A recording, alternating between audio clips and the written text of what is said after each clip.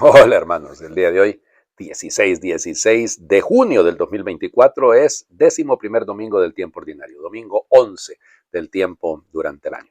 Ya saben, los domingos nos dedicamos pues a las lecturas, nos salimos de ahí para que, pues, son 3 lecturas, entonces tratemos de llegarles. Fíjense, vamos a escuchar parábolas. Sí. Normalmente todo debería comenzar con la parábola del sembrador, porque es el relato con el que comienza en el capítulo 4 de Marcos las parábolas, los mashal, diríamos en hebreo. Ahora, tenemos que hacer, lógico, primera lectura y segunda lectura. La primera lectura está tomada del libro del profeta Ezequiel, capítulo 17, versículos del 22 al 24. Esto dice el Señor Dios: yo tomaré un renuevo de la copa de un gran cedro, de su más alta rama cortaré un retoño, lo plantaré en la cima de un monte excelso y sublime, lo plantaré en la montaña más alta de Israel, echará ramas, dará fruto y se convertirá en un cedro magnífico, en él anidarán toda clase de pájaros y descansarán al abrigo de sus ramas. Así, todos los árboles del campo sabrán que yo, el Señor, humillo los árboles altos y elevo los árboles pequeños, que seco los árboles lozanos y hago florecer los árboles secos. Yo, el Señor, lo he dicho y lo haré. Palabra de Dios. Te alabamos, Señor. Recuerden que Ezequiel salió en el primer grupo de desterrados de Jerusalén. O sea, hubo dos momentos, ¿no? En el año 595 llegó Nabucodonosor a Jerusalén y, bueno, no la arrasó todavía, sino que al 585, 10 años más tarde, va a volver. Algunos dicen 584, bueno, vamos. Y entonces, pues, va a destruir la ciudad, pero en la segunda venida de Nabucodonosor. En la primera, captura al rey, bueno, humilla a los que gobernaban, se lleva a alguna gente principal, en cuenta de ese grupo va Ezequiel. Entonces, Ezequiel ha vivido el destierro desde el inicio y entonces sufre viendo, luego se enterará, imagínense ustedes, de la destrucción de Jerusalén, la destrucción de su pueblo y, bueno, todo lo que hay detrás, ¿no? Entonces, esta imagen, él ha visto los cedros del Líbano, que son altísimos y son bellos, y acuérdense que en los salmos son mencionados, ¿no? Pienso, por ejemplo, el Salmo 91, como habla de la palmera, del justo florecerá, como la palma, como los cedros del Líbano, de hecho, literalmente, o sea, es decir, y como la palma primaveral, la palma que siempre está floreando. Bueno, igual. Entonces, y de eso, como cedro del Líbano. Se me vino ahorita a la mente este Salmo 91, porque es muy bello, es muy bello.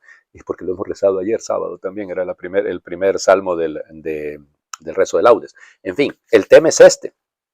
Fíjense ustedes la belleza detrás de esto. O sea, de lo más alto voy a arrancar un retoño, lo voy a plantar en la montaña más alta, como dando a entender el Señor, de una cosa tan pequeñita, yo voy a hacer una cosa grandísima. Y claro, tiene lógica, solo que el problema es con lo que vamos a escuchar en el Evangelio. Solo que tengo que llegar hasta el Evangelio, pero fíjense, todos los árboles del campo sabrán que yo, a los árboles, a los que se creen altos, a los que se creen grandes, yo los humillo, a los árboles altos, y elevo los árboles pequeños. Interesante, porque semilla de mostaza. Yo no sé si me puede imaginar una semilla de mostaza, pero ¿qué tan grande será el árbol de mostaza? Bueno, pues les voy a contar cómo es, pero cuando lleguemos ahí. Entonces, pero esta imagen es preciosa, ¿no? Dios que humilla y enaltece, ese Dios que es capaz a los soberbios, acuérdense, piensen, basta leer el capítulo 2 del primer libro de Samuel, ¿no? El cántico de Ana, el Magnífica de la Virgen Santísima. Eso es también nosotros, los que andamos siempre buscando sobresalir, los que siempre queremos que nos aplaudan y nos reconozcan, y qué bonito habla el padre Juan Ángel. Eso no sirve. Y en ese mejor, dice el Papa Francisco, lo ha dicho tantas veces, ¿no? Que no hay humildad sin humillación. Bueno, y a veces cuesta, ¿no? Es que nos rebelamos frente a los que nos humillan, frente a aquellos que en mi pueblo decimos nos ningunean, porque no es ninguno entonces lo ningunean. Y así pasa, ¿no? A nadie le gusta que lo ninguneen. Y, pero ahí viene la acción de Dios. Y de lo más bajo, de lo que menos cuenta, el Señor puede hacer algo muy grande.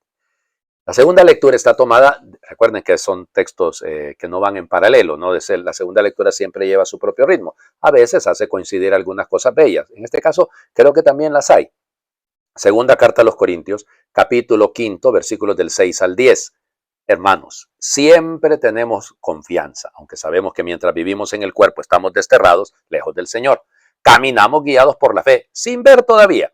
Estamos pues llenos de confianza y preferimos salir de este cuerpo para vivir en el Señor.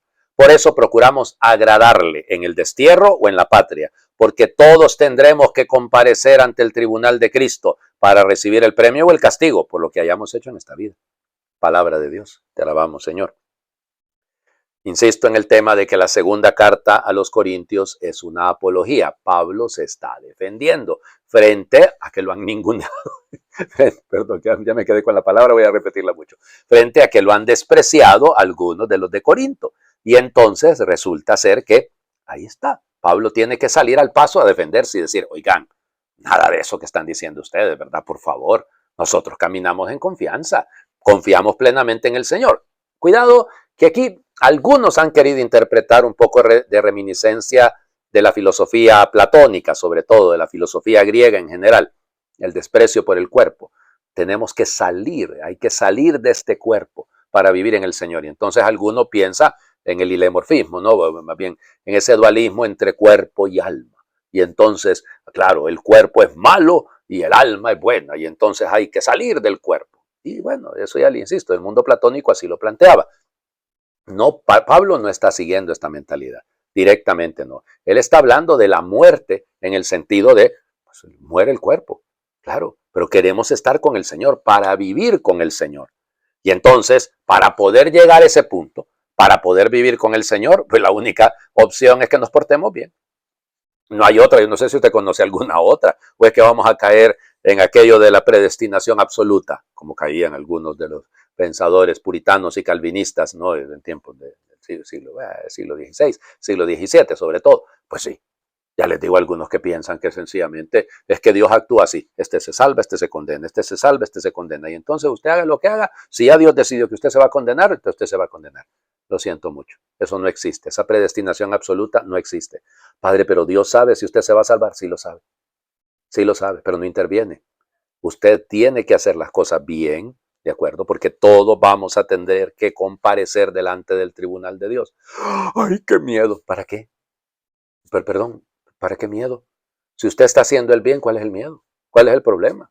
Es decir, usted no tiene idea de, en la costa norte de mi país dicen, ¿cuál es la problema? Pues sí, ¿dónde está el problema de esto? Pues, o sea, si usted está viviendo, está actuando de manera correcta, de manera, ¿se acuerdan de lo que hablábamos ayer? La rectitud de intención. ¿Dónde está el problema? Pues, ¿por qué sufre usted? Es que le tengo miedo al juicio de Dios.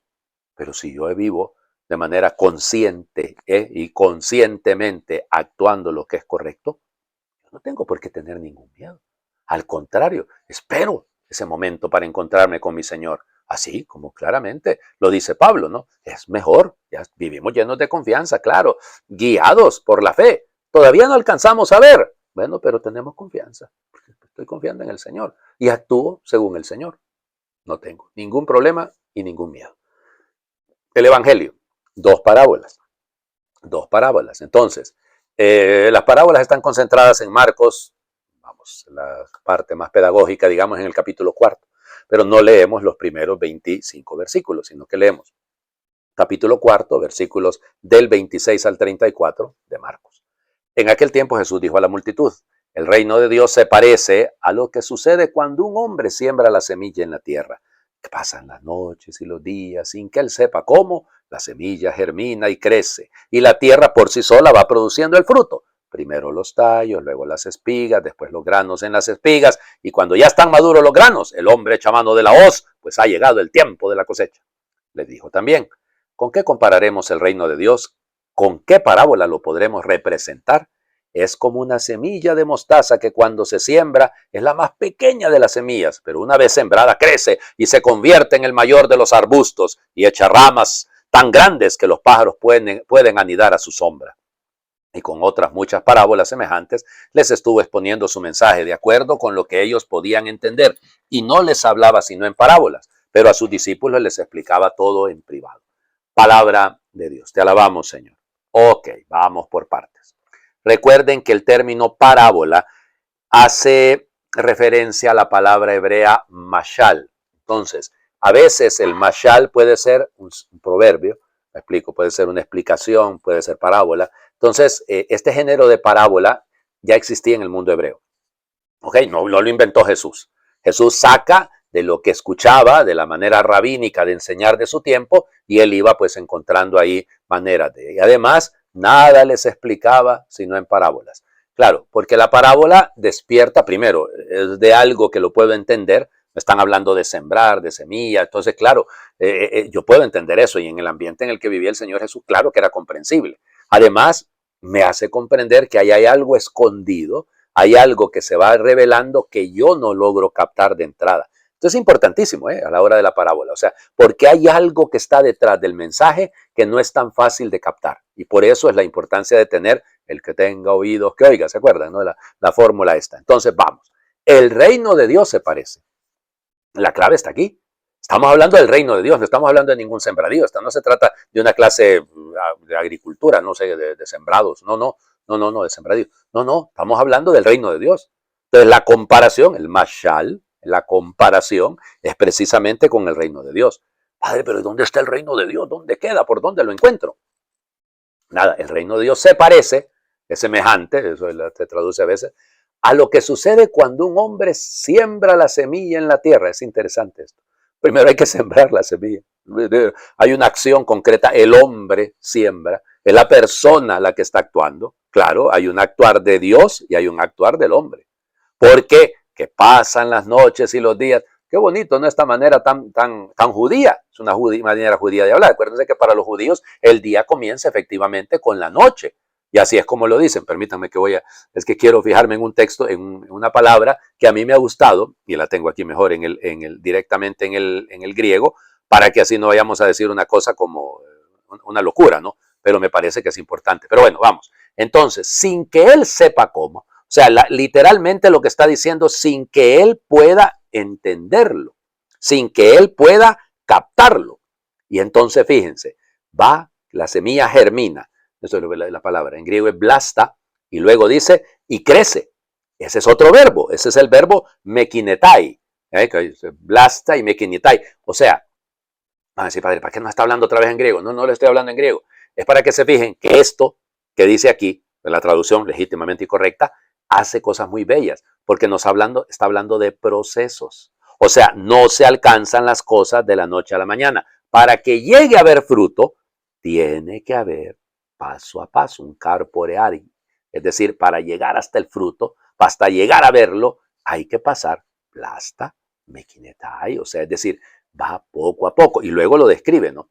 Porque la tierra por sí sola va produciendo. Primero los tallos, luego las espigas, luego los granos en las espigas, es decir, todo un proceso. Ay, es que hay algunos que queremos acelerar las cosas y nos desesperamos. Empezamos un proyecto pastoral, empezamos algo y queremos que ya produzca los frutos. No se puede. ¿Cómo se cultivan las vocaciones a la vida consagrada y a la vida sacerdotal? De repente empiezan con ser monaguillos, ¿no? Empieza siendo un niño que ayuda en el altar y que se ve enamorando de estar cerca del altar. Pero vendrán las crisis de la adolescencia, de la juventud, y claro, hay que ir cultivando, hay que ir sembrando, para que luego en su momento aquella vocación surja. Y estoy diciendo una manera, pero Dios se puede valer de otro montón de formas. Y por eso, pues ha llegado la cosecha, ¿verdad? Cuando ya está el fruto, cuando ya se puede ver, entonces el hombre hace uso de la hoz. Oh, suena castigo eso, no, nada de castigo, aquí es todo lo contrario. Aquí está lo bello precisamente de cómo Dios actúa, que Dios tiene paciencia, Dios siembra y va haciendo crecer. El tema es que no deje de crecer. Fíjense después, ¿con qué compararemos al reino de Dios? Dice aquí. ¿Con qué parábola lo podremos representar? Se parece a una semilla de mostaza. Y aquí miren lo que dice Jesús. Que cuando se siembre es la más pequeña de las semillas. Sí, es cierto, han visto las semillitas de mostaza. Son una cosita chiquitilla. Pero una vez sembrada, crece y se convierte en el mayor de los arbustos. No dice de los árboles. Cuidado, ¿eh? No dice de los árboles. Hablamos de árboles en la primera lectura con Ezequiel, cuando se habla de cedro, pero los cedros son altísimos. Pero ¿y a cuánto llega un arbusto de mostaza? Fíjense que lo más que alcanzan, estoy hablando de las mostazas en Tierra Santa, ¿no? Alrededor del lago de Galilea, del mar de Galilea. ¿Saben cuánto? 2 metros, la que más crece. Pero son pequeñitos. Apenas pueden ser 2 pies, pequeñita, y puede llegar a ser casi de 6 pies. O sea, ya les digo, más o menos 2 metros, para que me entiendan. Entonces, claro, no es muy alta. Si yo mido 1,78, entonces hagan de cuenta que, bueno, entonces no puede ser tan alta tampoco. Ay, entonces, ¿cómo habla el Señor aquí? De que incluso los árboles echan ramas tan grandes que hasta los pájaros anidan en sus... Claro, porque la imagen del árbol en Israel, la imagen implica protección, ¿ya? Pero Jesús está hablando de lo pequeño que se vuelve capaz de dar vida, de sostener vida, de cuidar vida, porque así es el reino. El reino se fija en lo pequeño, el reino de Dios comienza en lo pequeño para producir un bien para lo grande, no para los grandes, sino para algo más grande. Y este es el reino de Dios. O sea, insisto en el tema del reino de Dios. Por eso la belleza luego termina diciendo, ¿no? Solo les hablaba en parábolas, perdón, leo exactamente. Estuvo, con otras muchas parábolas semejantes, les estuvo exponiendo su mensaje de acuerdo con lo que ellos podían entender. Ahí era lo que quería yo, porque ese término es muy bonito. Epílesis se dice en griego, epi, alrededor, eleseos, es llegar al conocimiento, llegar a interpretar.